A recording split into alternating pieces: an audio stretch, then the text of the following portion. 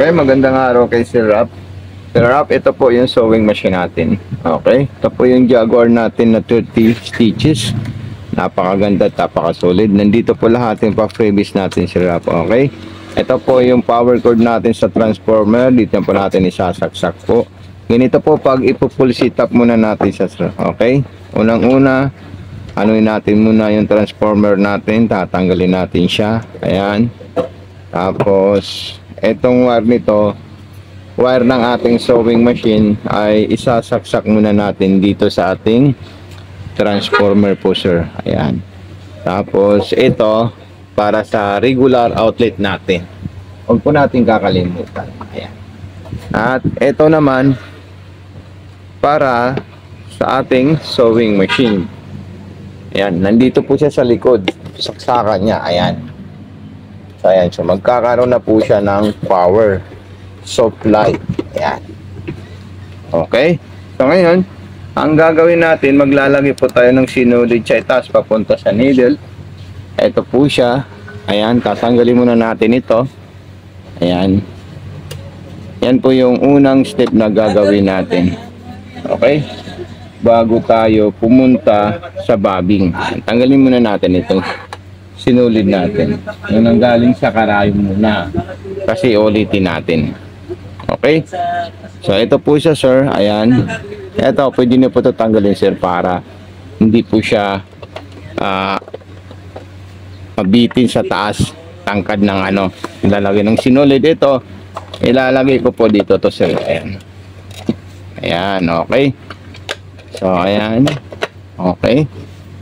Tapos, step 1 po natin, ito po siya. Sabit natin yan sa likod. Ayan, dire-diretso lang po yan, sir. Rap, ayan, papunta na po dito. Ayan. So, ganyan lang po siya. Straight line lang po siya. Kailangan kasi nakataas yung pressure foot para maano po, magkaroon po ng ano, yung tension. Para bumuka po yung tension at maipit niya po yung sinulid. Kasi pag hindi naipit, ganito po siya. Dapat maipit niya pag tinataas natin yung pressure foot. Dito naman po tayo magre-refill ng sinulid. Lalagyan natin ito yung bobina natin, itutulak natin dito. So ayan, pinilang po siya, kadaling gamitin. Tapos ipapasok natin ito sa butas ng karayom. Ayan. Okay. So pag hindi nyo po kaya, pwede nyo rin po gamitin ito. Ayan. Shooter thread ng sinulid. Ayan. Okay, aralin nyo lang po, sir. Then dito naman po sa ilalim, ganito naman po siya. Ayan. Then sinasabi ko sa iyo na refilling thread natin. Pag gusto po natin magpondo ng sinulid, dito po natin siya ilalagay. Ayan, itutulak natin yung ano, itutulak natin yung bobbing natin, tatali natin yung sinulid. So ayan po siya, sir. Okay. So, ayan, tanggalin ko na po siya. Lalagay ko na po siya dito. Ayan. Oops. Ayan. So, kailangan po lumabas po siya dito. So, hindi pa po yan lumabas. And kailangan mailabas natin yan kasi hindi pwedeng hindi po siya lumabas dito. At yung pinakano po niya. Ayan. So, ayan po siya, sir. Ayan. Dapat maipit po dyan. Okay. Okay, sir Rap. So, sir Rap, ito po yung paglalagay natin ng tamang bobbing po, sir. Ito. Lagi niyo po papanurin po ito, sir Rap, para po meron po kayong idea. So, ayan. Okay, so isasalpak mo natin dito yan para makita niyo po siya. Ayan. Then, pagkatapos naman po yan, sir Rap, ito, naipasok natin sa butas ng karayom. Then, ikutin natin ito, sir Rap, ha. Kailangan ma-pick up natin yung sinulid sa ilalim. Ito po yung ikutin natin. Ayan. Pag naikot natin yan, ayun po siya. Ayan. Then, kakainin niya po siya. Ayan. Ilalabas niya po habang iniikot natin ito. Makikita niyo po na magsasama po yung dalawang sinulid.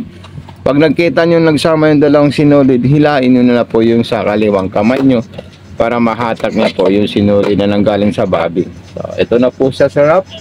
So, subukan na natin yung magagandang design ng ating sewing machine. So, sir Rap, dito po yung mga multiple zigzag, multiple embroidery, multiple zigzag natin. Ito pong malaki dito, sir Rap. Ayan. Ito po yung distance. Kung gusto niyo po yung kulay black, kulay red, and or maroon or blue, dito po tayo kukuha sa wrap. Ayan. Makikita niyo po yung differences nila po. Kaya halatang halata po na may kulay maroon, blue at saka black po siya. Ayan. Okay. So ito naman po yung reverse natin. Kung gusto nating reverse, ayan.